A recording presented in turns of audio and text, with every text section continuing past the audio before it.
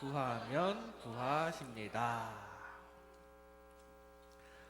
구하면 구하십니다. 앞에 구랑 뒤에 구가 다른 구예요. 구하다라는 국어사전을 찾아봤더니 구하다 1, 필요한 것을 찾다. 상대방에게 뭔가를 청하다. 하나님께 구하는 그 구하다입니다. 구하다 2, 어려운 형편을 돕다. 상대방을 위험에서 벗어나게 하다. 바로 하나님께서 우리를 구하시는 그 구하는 겁니다. 지금 우리가 구하다 1, 즉 하나님께 요구하면 하나님께서는 구하다 2, 우리를 구출하십니다.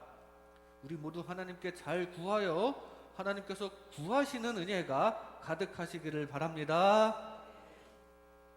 지금 이 시편 34편을 쓴 배경이 그 위에 시편 위에 타이틀에 있습니다. 다윗이 아비멜렉 앞에서 미친 채 하다가 쫓겨나서 지은 시라고 되어 있죠. 이 이야기는 사무엘상 21장에 잘 나타나 있는 내용입니다. 사울이 다윗을 막 죽이려고 하니까 다윗은 요나단의 도움을 받아서 왕궁을 탈출하고 여기저기 광야를 떠돌면서 도망칩니다. 사울을 피해서 도망쳐요. 그러는 중에 가드라는 곳에 이르렀는데 여기는 블레셋에 속한 지역입니다. 가드, 블레셋의 가드라는 곳에 갔어요. 다윗은 지금 이스라엘 나라 밖으로 탈출한 겁니다. 그러나 거기도 다윗의 피난처가 되지는 않습니다. 예전에 블레셋을 쳐부수고 이스라엘 사람들에게 칭송을 받았었는데 그게 블레셋 입장에서는 다윗이 참 미운 존재이죠. 원수 같은 존재입니다. 블레셋 입장에서는. 그리고 그때 그 사람이 지금 이 사람이다라는 소문이 돌게 되었고요. 당연히 블레셋 사람들은 이 다윗이라는 사람을 환영할 수가 없었습니다. 다윗은 분위기를 보니까 빨리 이 자리를 피해야 할 형편입니다. 다윗에게 피난처는 하늘에 계신 하나님이었지 세상적으로 사울의 영향권을 벗어난 외국이 다윗에게 피난처가 되지는 않는다는 사실입니다. 다윗은 이번엔 그걸 또 경험하게 되었고요. 세상적인 생각으로 피난처를 얻을 수 있는 게 아니구나 깨닫게 되었습니다. 그런데 어떻게 이 자리를 피할 수 있을까? 저를 좀 받아주세요 하면서 국경까지 넘어가며 여기까지 왔는데 와보니까 그게 아닌 거예요. 갑자기 아니에요, 잘못 왔네요 하면서 돌아가기도 참 애매한 상황이었습니다. 많은 범죄자들이 자신의 형량을 줄이려고 쓰는 수법 중에 단골 메뉴가 있습니다. 바로 술에 취해서 기억이 잘 안 나요. 맨정신으로 막 성폭행 해놓고서는 그게 기억이 안 난다고 막 잡아댑니다. 제가 정신병이 좀 있어서요 사람을 막 죽여놓고서는 이 자신의 이 범죄가 정신병 때문인 것으로 조금이라도 돌려서 벌 좀 약하게 받으려고 합니다. 스스로를 비하시키면서 실속을 챙기는 수법입니다. 다윗이 지금 그런 수법을 썼어요. 미친 채 하면서 막 침도 막 흘리고 막 이상한 소리를 일부러 내고 진짜 미친 사람처럼 명연기를 해냅니다. 범죄자들은 자신의 죄가 있기 때문에 그 형량 좀 낮춰보려고 그런다고 칩시다. 근데 다윗은 지금 무슨 죄가 있습니까? 다윗은 억울해요. 지금 이 위기를 벗어나려고 미친 척까지 하고 있는 자기 자신에 대해 지금 얼마나 자괴감이 들고 있을까요? 내가 이러려고 전쟁에서 이겼나? 내가 이러려고 블레셋을 이긴 건가? 내가 이러려고 하나님의 이름을 걸고 하나님을 모독하는 골리앗을 상대로 싸웠나? 막 자괴감을 들면서. 그런데 아마도 그런 생각을 하면서 힌트를 얻었지 않았나 생각됩니다. 내가 하나님을 위해서 싸웠으니 하나님께로 피해야겠다. 지금 사울을 피해서 블레셋 외국으로 피난 와 있을 게 아니라 하나님을 의지해야겠구나 지금 깨달았어요. 결국 미친 사람 취급 받으면서 그 현장에서 쫓겨나듯이 탈출했고 이제는 다시 이스라엘의 영토로 돌아옵니다. 그러자 다윗을 따르고 싶어하는 사람들이 하나둘 붙고요. 또 그때부터 다시 하나님께서 보호해 주시기 시작했고요. 결국 다윗이 의지한 하나님께서 사울을 심판하시고 다윗을 왕으로 세워주시는 등 하나님께로 피한 다윗은 이제 하나님의 도우심을 받아서 만사 형통하게 됩니다. 이때 다윗이 블레셋에서 사로잡힐 위기를 탈출하고 돌이켜 이스라엘로 돌아왔을 때 하나님의 역사로 인해서 구원받은 은혜에 크게 감동하며 찬양한 것이 우리가 읽은 이 시편 34편입니다. 방금 전에 스스로 아주 비굴한 모습이었고 스스로 자괴감을 가지고 실망하였지만 다윗은 이 상황에서도 감사 그리고 찬양뿐이었다는 사실입니다. 이 시의 처음 부분에 보면 1, 2, 3절 보면 다 찬양하자, 하나님께 감사하자, 하나님을 자랑하자 이런 내용입니다. 하나님을 향한 감사와 찬양으로 시작합니다. 지금 죽을 뻔하다가 살아났는데 하나님을 향한 감사가 먼저 나왔어요. 이렇게 주님은 우리를 구하십니다. 다윗뿐만 아니라 우리들도 구하시는 분 바로 우리 주님이에요. 지금도 구하고 계시는 줄로 믿습니다. 그 주님께 항상 감사 찬양하시기 바랍니다. 오늘 이 시에는 어떻게 하면 주님께서 우리를 구하시는지가 나타나는데 한마디로 우리가 주님께 구하면 주님은 우리를 구하십니다. 이 시간 이런 말씀을 나눌 때 항상 주님께 구하면서 주님으로부터 오는 구원의 축복이 가득하시기를 주님의 이름으로 축복합니다. 먼저 주님께 기도하면 구하십니다. 우리가 주님께 기도하면 주님은 우리를 구하세요. 오늘 본문 시편 34편 4절 말씀에 내가 여호와께 간구하매 내게 응답하시고 내 모든 두려움에서 나를 건지셨도다. 여호와께 간구하였기 때문에 기도하였기 때문에 응답하시고 다윗을 구하셨다라고 증거합니다. 뒤에 6절 말씀입니다. 이 곤고한 자가 부르짖음에 여호와께서 들으시고 그의 모든 환난에서 구원하셨도다. 역시 주님께 부르짖었더니 기도하였더니 들어주셨다. 그리고 환난에서 구원하셨다라고 증거합니다. 기도할 때 이렇게 우리의 기도 들어주시사 우리를 구해주시는 줄로 믿습니다. 이렇게 주님께 기도하면 구하십니다. 왜냐하면 우리의 영적 부모님이신 주님께서는 모든 것이 가능하신 분이시기 때문입니다. 우리는 그저 아이처럼 영적인 부모님 앞에 있는 아이처럼 겸손하게 이거 주세요, 저거 주세요, 해결해 주세요 기도를 해야 돼요.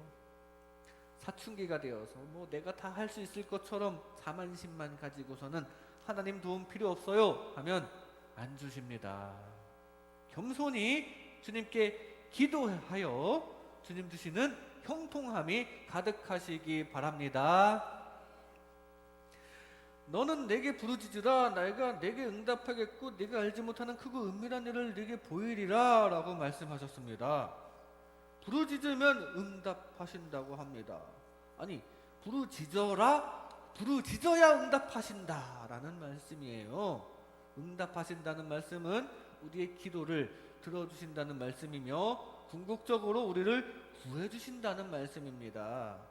늘 주님께 부르짖으면서 주님의 구하심의 은혜를 입으시기 바랍니다. 기도해야 돼요. 요나가 그렇게 기도를 했고 응답을 잘 받았죠. 물고기 뱃속에 들어갔지만 하나님께만 소망을 두고 기도했습니다. 하나님께서 계속 사랑하고 계신다는 것을 느끼면서 그 사랑을 품고 기도했습니다. 그리고 아직 물고기 뱃속이지만 하나님께서 그 생명을 건지실 것임을 믿고 믿음으로 기도했습니다. 물고기 뱃속에서 믿음의 기도, 소망의 기도, 사랑의 기도를 한 거예요. 그랬던 요나는 결국 그 믿음대로 구해졌고, 그 소망하는 대로 구해졌고, 사랑의 하나님을 받아 구해졌습니다. 주님께 기도로 구하시기 바랍니다. 그리하여 주님께서 구해주시는 은혜가 삶 가운데 가득하시기를 바랍니다. 우리 삶 가운데 있는 어려움으로부터 구해주시는 체험을 늘 하시기를 주님의 이름으로 축복합니다. 기도로 구해야 합니다. 야곱이 처음에는 기도를 잘 안 했어요. 하기는 했겠죠. 그래도 모태 신앙이고 처음부터 하나님을 섬기기는 했으니까 그냥 형식적으로는 기도했을 겁니다. 근데 형식적이었을 뿐이에요. 누가 기도 제목을 물어보면 기도 제목이요? 뭐 별거 없어요. 그냥 제가 알아서 살아갈게요. 아마 기도 제목도 없었을 것입니다. 그런데 알아서 잘 살아가더랍니까? 혼자 알아서 잘 살아가려던 야곱은 고생만 많이 하게 되었다는 사실이에요. 그런데 처음에 야곱은 그랬는데 나중에 야곱은 기도하는 야곱이었습니다. 하나님, 형 에서가 우리 가족을 해칠까봐 걱정됩니다. 하나님 구해주소서. 그랬더니 정말 하나님께서 구해주신 줄로 믿습니다. 의외로 형 에서가 우호적으로 나왔고 걱정 근심은 싹 사라지게 되었어요. 하나님께서 구해주신 줄로 믿습니다. 기도로 구해야 합니다. 여러분들도 야곱처럼 다 똑똑하시고요, 능력도 많으시고 노력도 많이 하시는 줄로 압니다. 그런데 거기에 기도를 추가하세요. 아니, 기도가 더 중요합니다. 기도를 통해 하나님께서 주시는 은혜가 더 중요하고 더 절대적입니다. 기도로 구하여 하나님께서 구해주시는 삶 가운데 결국 감사가 가득하고 주님께 영광 돌리는 주님의 자녀 되시기를, 주님의 참된 백성 되시기를 주님의 이름으로 축복합니다. 주님께 기도하면 구하십니다. 다음으로 주를 경외하면 보호하십니다. 주님을 경외하면 보호하십니다. 오늘 우리가 읽은 말씀 7절 말씀에 여호와의 천사가 주를 경외하는 자를 둘러 진치고 그를 건지시는도다 라고 증거합니다. 주님을 경외하면 천사가 둘러서 지켜준다라는 말씀이에요. 주변에 천사라는 방패가 쭉 생기는 겁니다.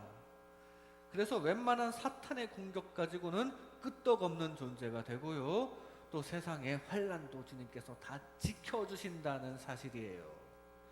언제요? 주님을 경외할 때, 주님께 예배 잘하고 주님께 기도 잘하고 봉사 잘하고 주님 잘 섬길 때, 주님과 가까워질 때, 즉 주님과 깊은 관계를 가질 때 천사들을 보내주셔서 우리를 지켜주신다는 말씀입니다. 그걸 지금 다윗은 체험하고 있는 거예요. 그리고 고백하고 있는 겁니다. 뒤에 9절 말씀에 너희 성도들아 여호와를 경외하라. 그를 경외하는 자에게는 부족함이 없도다. 그러니까 자기 혼자만 체험할 게 아니라 우리 모두에게도 그렇게 하기를 요청하는 겁니다. 다윗은 확실한 체험이 있기 때문에 그 좋은 것을 혼자 누리기보다 모든 사람들과 공유하기를 원했던 겁니다. 그 좋은 것, 천사가 둘러서 지켜주시는 보호를 다 받으시기 바랍니다. 하나님께 신령과 진정으로 예배하면서 주님과 가까워지면서 이 가까이 계시는 주님께 이 보호 받으시기를 바랍니다. 이렇게 주님과 관계를 가지면 우리를 보호하십니다. 왜냐하면 가장 강하신 분이시기 때문입니다. 가장 강하신 주님께 붙어서 늘 보호받으시기를 바랍니다. 제가 초등학교 5학년쯤 됐을 때 그때의 어렴풋한 기억 중에 이런 일이 있었습니다. 그 당시 저희 학교는 남자애들끼리 싸움으로 등수를 매겼어요. 반에서 싸움 1등은 누구, 싸움 2등은 누구, 싸움으로 전교 1등은 누구, 막 이런 식으로 다 순위를 정해놨는데 저는 거의 꼴찌였습니다. 그런데 한 번은 싸움으로 거의 꼴찌인 제가 반에서 2등 하는 아이랑 뭔가 사소한 갈등이 있었습니다. 저는 이제 생명의 위협을 느끼게 되었어요. 어떡하지? 한 박자 빠르게 움직여서 싸움 1등 하는 아이를 찾아갑니다. 그리고 제 사정을 다 얘기했어요. 제 입장만 얘기한 거죠. 다행히 그 1등 하는 아이는 제 편이 되어주었고, 뒤늦게 저를 어떻게 하려고 달려온 그 2등 하는 아이는 아무것도 하지 못하고 돌아가게 되었습니다. 이거예요. 우리 온 우주의 싸움 1등이 누굽니까? 우리 하나님인 줄로 믿습니다. 하나님께 붙으세요. 세상 말로 줄 잘 서야 하지 않겠습니까? 하나님께 줄 서시기 바랍니다. 사실 이 세상에서는 줄 잘 서기도 쉬운 게 아닙니다.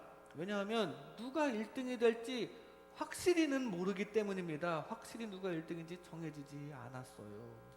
미국이랑 잘해야 하나, 중국이랑 잘해야 하나. 우리나라도 이런 딜레마가 있는데 누가 1등이 될지 모르기 때문에 그래요. 그런데 우리 주변에 분명한 1등이 있는데 그게 바로 하나님입니다. 하나님과의 관계를 잘 맺어서 주님의 보호하심을 누리시기 바랍니다. 다윗의 혈통이 끊어질 위기가 있었습니다. 이방에서 굴러들어온 악독한 여왕인 아달랴에 의해 다 죽임당해서 이 다윗의 씨앗이 말라버릴 위기에 처했었습니다. 단 한 명이 남았는데 바로 성전 안에서 6년 동안이나 하나님의 보호를 받고 자라났던 요아스가 남아있었어요. 하나님께서 보호해 주셨습니다. 성전에서, 이 하나님이 계신 곳에서 보호해 주셨는데 그 하나님 계신 성전이 진정한 피난처였던 것입니다.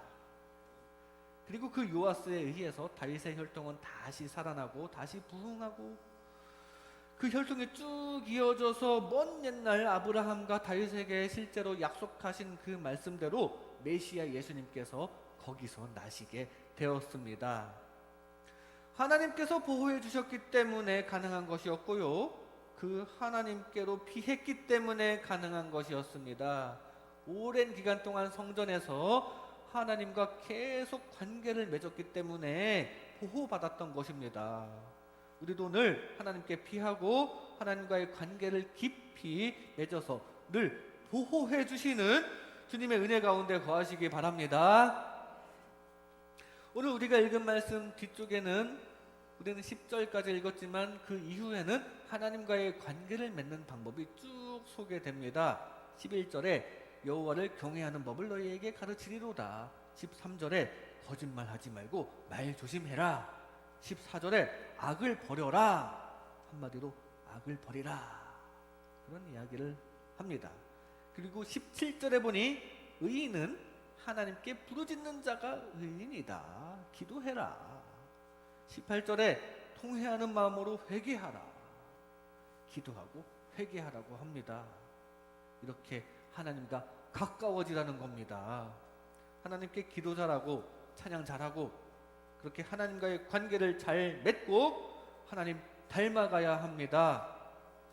악을 버리면서 주님과 가까워지고 그러면서 자연스럽게 주님께 구하는, 그래서 주님의 보호하심이 삶 가운데 가득하게 되는 저와 여러분 되시기를 주님의 이름으로 축복합니다.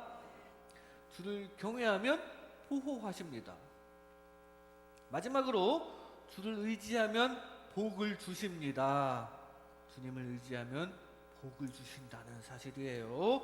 오늘 우리가 읽은 말씀 8절 말씀에 너희는 여호와의 선하심을 맛보아 알지어다. 그에게 피하는 자는 복이 있도다 라고 합니다. 하나님께 피하면 복이 있다고 합니다. 하나님께 피한다는 것은 즉 하나님을 의지한다는 뜻으로 하나님께서 해결해 주실 것에 대한 믿음이 들어있는 것입니다. 하나님을 믿는 믿음으로 주님을 의지하시기 바랍니다. 10절 말씀에는 젊은 사자는 궁핍하여 주릴지라도 여호와를 찾는 자는 모든 좋은 것에 부족함이 없으리로다. 여호와를 찾아 부족함 없는 자에 대비되는 존재로 지금 젊은 사자를 예로 들었습니다. 젊은 사자가 어떻습니까? 아기 사자가 아니고 가장 혈기왕성한 젊은 사자입니다. 지금 자기 힘만 잔뜩 의지하는 동물이에요. 젊은 사자. 동물의 왕국에서 지금 아마 가장 교만한 생각을 가지고 있지 않을까 생각됩니다. 하지만 제 아무리 젊은 사자라도 사냥감이 없으면 결국 궁핍하여 줄이게 됩니다. 천지의 주제이신 하나님께서 먹을 것을 공급하지 않으시면 제 아무리 능력이 많아도 스스로의 힘으로 모든 것을 다 잡아먹을 수 있을 것 같아도 하나님께서 공급하지 않으시면 그 능력과 그 힘 다 헛거라는 겁니다. 그렇다면 답이 나오는 것이죠. 바로 하나님을 찾는 것이 가장 좋은 길이라는 답이 나온 것입니다. 하나님을 찾아서 그 해답대로 이렇게 주님께서 주시는 복을 받으시기 바랍니다. 이렇게 주를 의지하면 복을 주십니다. 왜냐하면 천지 만물의 주제이신 우리 주님이야말로 모든 좋은 것의 원천이시자 복의 근원이시기 때문입니다. 복의 근원이신 주님을 의지하여 한량없이 자비롭게 베푸시는 주님 주시는 모든 문제 해결을 받으시기 바랍니다. 우리에게 필요한 것을 채워주시는 은혜가 여러분 각자에게 가득하게 되시기를 주님의 이름으로 축복합니다. 다윗이 사울을 피해서 외국으로 건너가서 어떻게 해보려고 했던 것은 사실 하나님께 피한 게 아니었습니다. 그리고 블레셋에서 죽을 뻔했다 미친 척하는 연기로 살아난 후에 바로 깨닫습니다. 아, 내가 하나님께 피한 게 아니라 사람에게 피하려고 했었구나. 내 생각대로 판단하여 외국으로 피하려고만 했었구나. 아, 내가 어리석었구나. 다시 이스라엘 영토로 돌아와서 하나님을 향한 믿음을 가졌더니 정말로 하나님께서 피난처가 되어주시고 사람들을 붙여주시고 잘 되게 해주셨는데 다윗의 이 문제 해결은 사람이 아닌 세상이 아닌 하나님에게 문제 해결이 있다는 사실입니다. 하나님을 의지하여 문제 해결의 복을 받으시기 바랍니다. 마음이 답답할 때 여러분들은 어떻게 그 마음을 해소하십니까? 먼저 떠오르는 방법이 무엇입니까? 스트레스를 풀어야죠. 각자 취미에 빠져서 스트레스를 풀거나 친구를 만나서 막 얘기를 하면서 스트레스를 해소하기도 합니다. 많은 사람들이 술, 담배로 스트레스를 해소하기도 합니다. 그러다 보니 이 스트레스를 풀자고 시작한 것들이 도리어 스트레스를 더 주기도 해요. 머리도 아프고요, 입도 아프고, 돈도 들고 시간도 들고, 거기서 또 문제가 생겨서 또 스트레스가 생기고. 그런데도 그렇게 세상 안에서 답답함을 해소하려는 습성이 우리에게는 있습니다. 저도 한 번은 엄청난 스트레스를 받고 이걸 어떻게 해소해야 할지 막막한 때가 있었습니다. 막막한 상황이었는데 그 상황이 예배 중이었거든요. 예배 중에 돌연 취미를 찾아 떠나버릴 수도 없고 그냥 어쩔 수 없이 일단 그 스트레스를 안고 예배하고는 있는데 그러다가 우연히 좋은 방법을 발견했습니다. 스트레스 푸는 좋은 방법을 발견했어요. 이런 마음으로 예배 계속하기가 하나님께 너무 죄송해서 찬송을 아주 큰 소리로 열정적으로 불러봤어요. 그랬더니 놀랍게도 마음이 편해지는 겁니다. 이거구나. 이게 찬송의 위력이구나. 내가 하나님께 피한 게 아니라 세상으로 피하려고 했었구나. 다윗이 후회하고 돌아온 것처럼 예배가 스트레스를 풀어줄 수 있다는 것을 깨닫게 되었습니다. 찬송이 마음을 녹이고 있다는 것을 느끼게 되었습니다. 하나님 사랑, 이웃 사랑이 답이다 라는 것을 깨닫게 되었습니다. 하나님을 의지할 때 스트레스도 더 잘 풀린다는 사실입니다. 하나님을 의지하여 주님께 예배 잘하고 찬송 잘하여 거기서 스트레스를 푸시기 바랍니다. 거기서 문제 해결을 얻으시기 바랍니다. 그런데 그걸 알아도 자꾸만 세상을 향하게 될 거예요. 앞으로도 세상 안에 있는 인간은 자꾸만 세상을 향하게 마련입니다. 세상 지향적이기 때문에 어느 정도 그럴 수 있습니다. 스트레스를 세상에서 풀려고 할 수 있습니다. 찬양하면 더 좋다는 것을 알고도 세상 즐거움을 먼저 찾을 수도 있어요. 단 하나님께 피하는 방법이 분명히 있다는 사실은 기억하시기 바랍니다. 그리고 그 방법은 확실히 탁월한 방법이라는 것을 적어도 알고는 있으시기 바랍니다. 그리고 가급적이면 하나님께 피할 수 있기를 바랍니다. 만약 세상길이 막혀 있다면 그땐 정말 하나님께 피하는 방법밖에 없을 거예요. 꼭 하나님을 의지해서 다 해결받으시기 바랍니다. 답답한 일이 있으십니까? 막막하고 앞길이 막혀 있는 것 같고 상황이 많이 꼬여 있으십니까? 하나님을 의지해 보세요. 세상 우상 버리고 하나님을 의지하며 마음의 평안함을 구할 때 세상적인 방법보다 하나님을 의지하며 문제의 해결을 구할 때 그럴 때 하나님께서 문제 가운데에서 여러분들을 구해 주실 것입니다. 그 하나님 믿고 주님께 구하시기 바랍니다.